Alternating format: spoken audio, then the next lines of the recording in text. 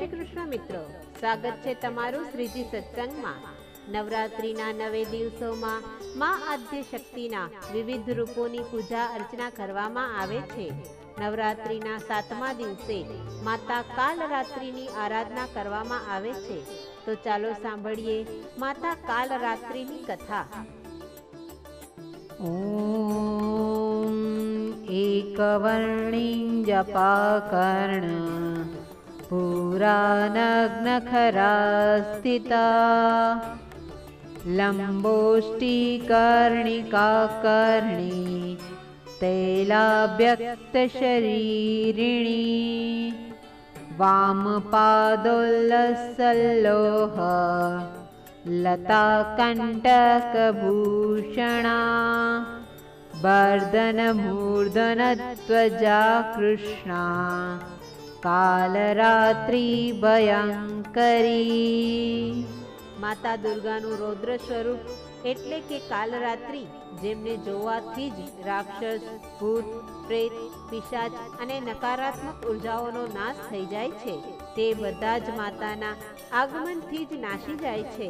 માતાના શરીરનો રંગ ઘોર અંધકાર સમાન એકદમ કાળો છે। માથાના વાળ વિખરાયેલા છે, ગળામાં વીજળીની જેમ ચમકતી માળા છે।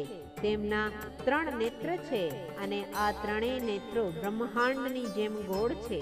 તેમાંથી વીજળીના ચમકારાની જેમ ચળકતા કિરણો નીકળી રહ્યા છે।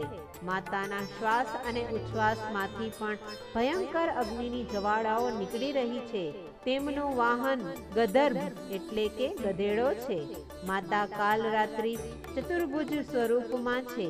તેમની જમણી બાજુનો ઉપરવાળો હાથ વરદ મુદ્રામાં છે અને જે ભક્તોને સદૈવ આશીર્વાદ આપી રહ્યો છે। નીચેનો હાથ અભય મુદ્રામાં છે, જે ભક્તો અને સાધકોનું રક્ષણ કરે છે। ડાબી બાજુના ઉપરવાળા હાથમાં ખડગ છે અને નીચેવાળા હાથમાં વજ્ર છે।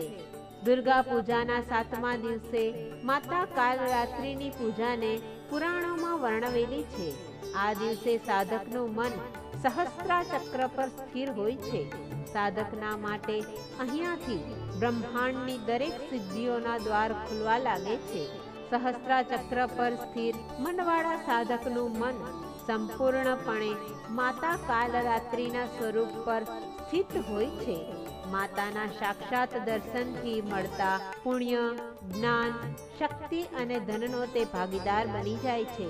તેના દરેક પાપ તથા વિઘ્નોનો માતા નાશ કરે છે અને અક્ષય પુણ્ય લોકની પ્રાપ્તિ થાય છે। માતા કાલરાત્રિનું સ્વરૂપ જોવામાં ખૂબ જ ભયંકર લાગે છે, પરંતુ તે હંમેશા શુભ ફળ આપનાર છે અને એટલા માટે જ તેમનું એક નામ શુભંકારી પણ છે। એટલે જ ભક્તોએ તેમનાથી કોઈ પણ પ્રકારે ભયભીત કે દુઃખી થવાની જરૂર હોતી નથી। માતા કાલરાત્રિ દૈત્યોનો વિનાશ કરવા વાળી છે। દાનવ, દૈત્ય તેમના નામ સ્મરણ માત્રથી જ દૂર નાસી જાય છે। માતા ગ્રહ બાધાને પણ દૂર કરવા વાળી છે। તેમના ઉપાસકને અગ્નિ ભય, જલ ભય, જંતુ ભય, શત્રુ ભય, રાત્રિ ભય ક્યારેય હોતા નથી। માતાની કૃપાથી તે બધી જ રીતે ભયમુક્ત રહે છે। માતા નકારાત્મક ઉર્જાઓનો પણ નાશ કરે છે। તેથી મનુષ્યમાં રહેલી નકારાત્મક ભાવનાઓ પણ માતાના નામ સ્મરણ, પૂજા અર્ચનથી જ નાશ થઈ જાય છે। બસ જરૂર છે તો માત્ર એટલી જ કે આપણે શુદ્ધ હૃદય અને પવિત્ર મન વડે માતાની ભક્તિ કરવા માટે તત્પર રહીએ।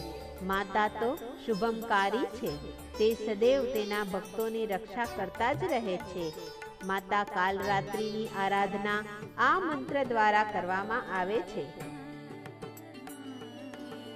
ઓમ ચંડવીરા ચંડમાયા રક્તબીજ પ્રભંજનીમ તામ નમામિ ચ દેવેશી ગાયત્રી ગુણશાલિનીમ। જય માં કાલરાત્રિ, જય માં આદ્યશક્તિ. મિત્રો, મારી આ વાર્તાને લાઈક, શેર અને સબસ્ક્રાઈબ કરવાનું ચૂકશો નહીં. જય શ્રી કૃષ્ણ.